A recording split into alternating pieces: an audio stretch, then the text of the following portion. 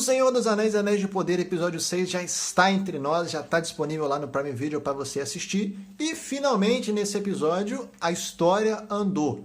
Eu fiz um vídeo lá pro meu canal falando de cinema, onde eu falei que o quinto episódio foi uma enrolação, tinha umas coisas ali que tava sendo um engodo, aquela encheção de linguiça e tal. Mas eu falei que no final do episódio parecia que as coisas de fato iam começar a andar. E nesse episódio nós vimos de fato a história andar. Que episódio empolgante, que episódio bem feito, bem dirigido.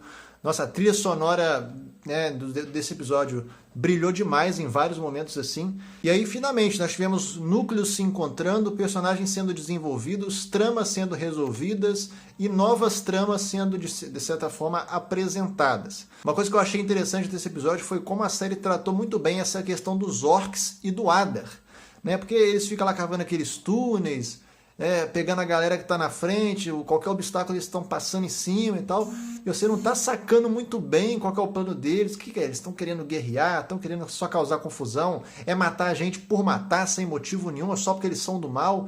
E achei muito interessante porque foi pontuado episódio a episódio, nos episódios anteriores, que, tipo assim, eles só estavam querendo arrumar uma casa, né? A missão lá do Adar era arrumar uma casa para os orcs.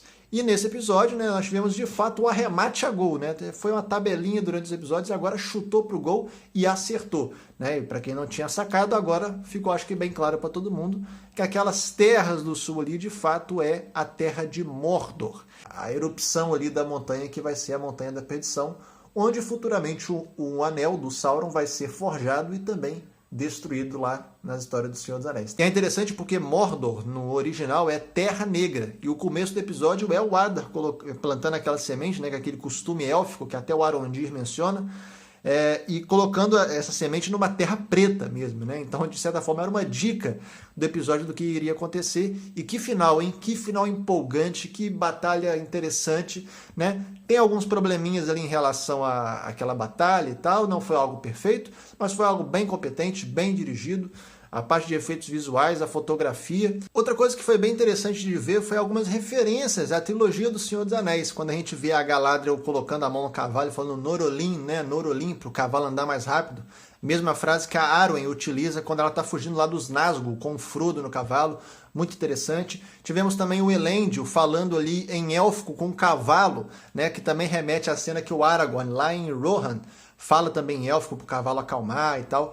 Então, essas referências que a série faz, tanto aos livros e até mesmo aos filmes do Peter Jackson, são tipo assim uma política de boa vizinhança. Ela não está querendo ligar completamente aos filmes, até porque é uma outra história, se passa no outro tempo, mas que tem alguns personagens ali em comum. Mas ao mesmo tempo também não tem aquela coisa da série de querer se desvincular tanto assim, porque sabe que o público é muito fã da trilogia do Senhor dos Anéis, que foi uma trilogia icônica, que é muito competente, que é muito boa.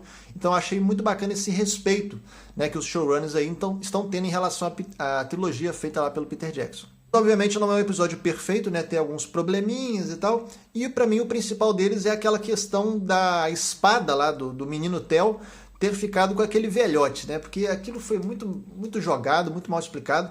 Eu acho que essa mudança, essa virada na história poderia ter sido tratada de uma outra forma, que não aquela forma de tipo assim, olha que o saco passa na mão de um monte de gente, a espada tá enrolada naquele negócio e ninguém abriu para conferir, né? Só lá na frente é que alguém vai abrir e aí já quando abre, deu merda, né? Enfim.